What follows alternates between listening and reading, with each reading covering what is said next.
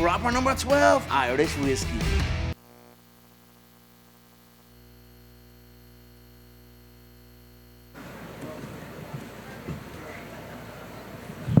Dustin, I know it's still fresh, frustrating, but I guess can you talk about just the emotion that you're feeling at this point? It sucks, man. You know? Worked hard to get back here, to fight for another world title, and got choked out again. I'm just heartbroken, really. Yeah, understood. I know you had a lot of respect for him coming in, and you knew the skills that he had, but in there, did anything, his aggression, anything surprise you? His durability. He wasn't crazy strong. I knew his jiu-jitsu was the best, some of the best. I mean, most submissions in UFC history coming into this fight. That's kind of the reason I didn't go crazy trying to sweep and get up that second round, because I figured, like I said, leading into this, I'd rather lose the round than give my back and lose the fight trying to scramble back up. But he ended up getting to my back regardless of that, you know. Guy's good, man. He's the champ. Yeah. It's round 3, obviously, he got to your back very quickly, I guess. Just surprised at how quick? Or? Yeah, he kind of, I knew he was going to start trying to creep around with the body lock. I wanted to keep a whizzer, but he got around me. I felt like at first he was really high, and I thought he was going to slide off. And then he kind of sunk in and really got his position. And he started kind of a neck crank.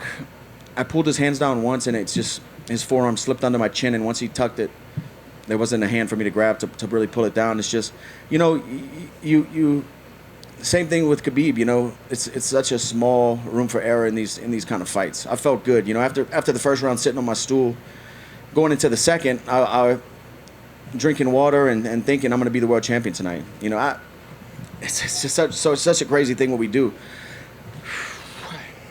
I know how much it's meant to you, but I mean, you've seen the fan support that you have. I mean, you've become one of the most beloved fighters in the sport, and you've put together a heck of a body of work. I mean, as you sit there at night, I know you're disappointed, but can you be satisfied with where you stand in the sport?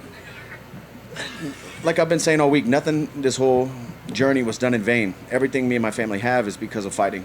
You know, a lot of education in my life is through these kind of moments, learning about myself, and it just sucks, man. I really worked hard and sacrificed a lot and put myself in the position I thought that I was going to be the world champion. And I knew I was going to either come out here tonight and be the world champion or fail daring greatly, and sometimes, you know, this is what happens. Last thing for me, I know family time is probably what's most important to you now, but do you start letting yourself ponder about the future? I mean, is this just like, let's just keep chasing this 155, or does this open the door? You know, you've always talked about maybe a little welterweight. Does this say, well, maybe now's the time to do that? What do you think the plan is at this point? I think there's fights at 55 and welterweight still for me. I just don't even want to think about who or what's next. It's been a crazy year for me, 3 big fights. I just go home with my family. I'm healthy. They're healthy.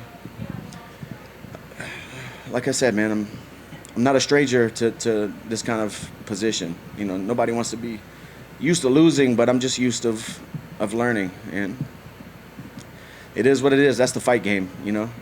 Try not to sit up here at another press conference and cry in front of you guys, but I'm gonna continue to do what I do. Be a father, try to be a beacon of light, keep grinding.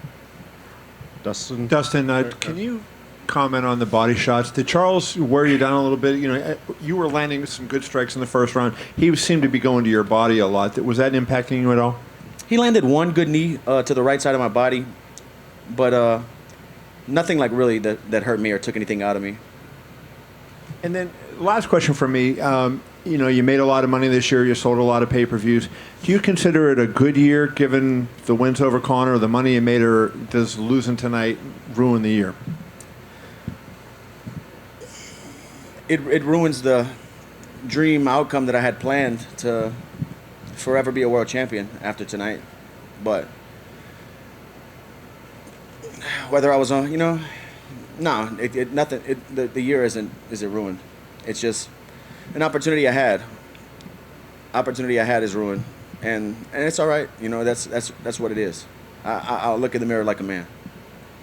Dustin, immediately after the fight, you showed us your great character again by offering Charles a donation to a charity of his choice. Was that something that you had planned on doing, win or lose, to say to him, or can you just tell us your mindset to do that, moments after the result? Yeah, I saw a video this week of him showing, where he grew up and where his mom cooked dinner for him. I don't know if I think it was an old video. And saw some of the sights of where he grew up and just how little they had. And it came to me this week. I thought I was gonna let him know, win, lose, or draw.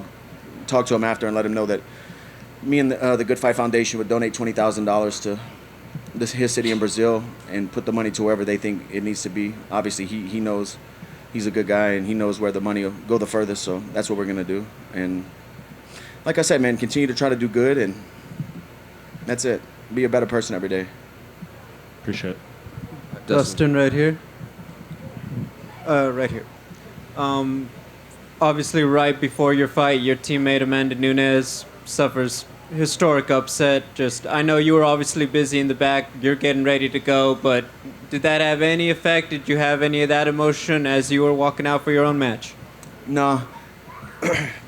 I was upset for her while I was warming up. I saw that she lost, but I've been doing this a long time, and I knew it was losing had nothing to do with what was about to happen with me. I can separate these things. Thank you. Just a quick one.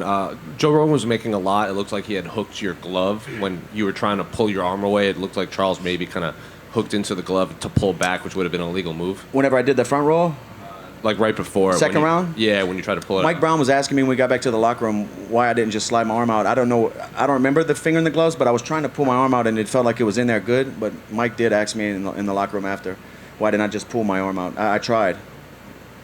Hey, Dustin. But I don't know if his fingers were in my glove or not. I didn't feel it, but... Hey, Dustin. This is obviously not the first time you've been in this position before, right? But does the fact that you've been in this before and then been able to get back here say that you can do it again, right? You've done this before, you can do it again? I can do anything I put my mind to. I can fight for another belt. I can go on another streak. I can claw and climb and get back to wherever I want to be.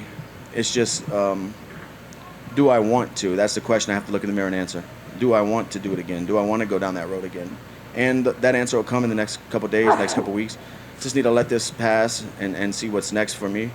But if it's in my heart and that's what I want to do, I'll be here again fighting for another world title. Thank you. Thank you, guys. This holiday season, when shopping for your loved one's perfect gift, remember to get their sizes. Petite, large, extra large. While one size does not fit all, one gift does. Rich and smooth, proper number 12 Irish whiskey.